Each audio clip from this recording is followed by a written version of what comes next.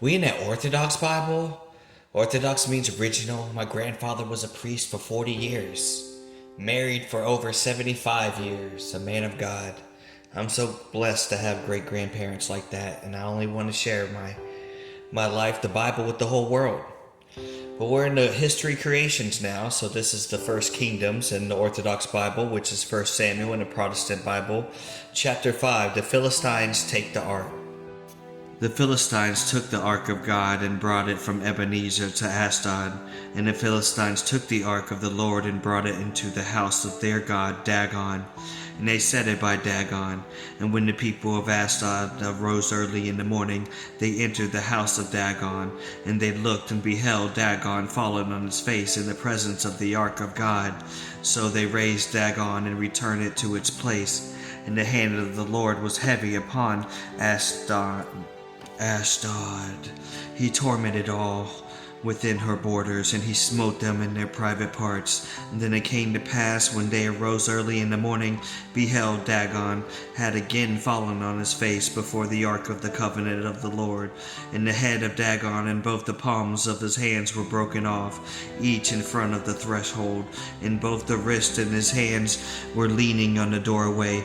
Only the priests of Dagon's and any who came into the house of Dagon did not tread on, but step over the threshold of the house of Dagon in Ashdod because of this.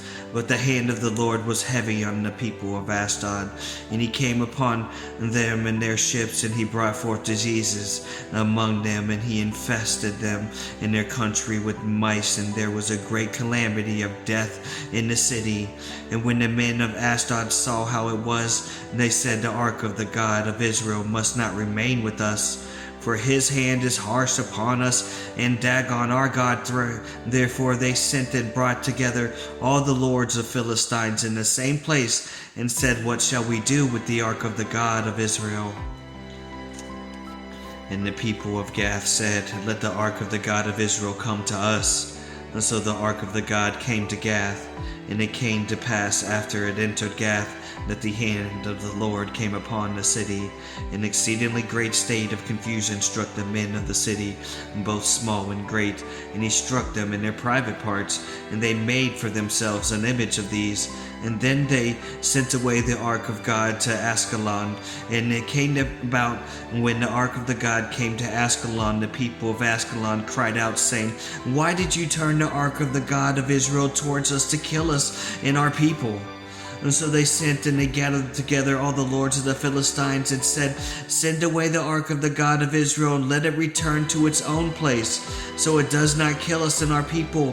For it came about that a widespread panic of death spread throughout the entire city, and the living of those not dying were struck in their private parts, and the outcry of the city went up to heaven. Wow, I wonder what was going on with striking them in the private parts, but we'll have to see a quick study, see what they say. I don't know what, they must have been doing some craziness.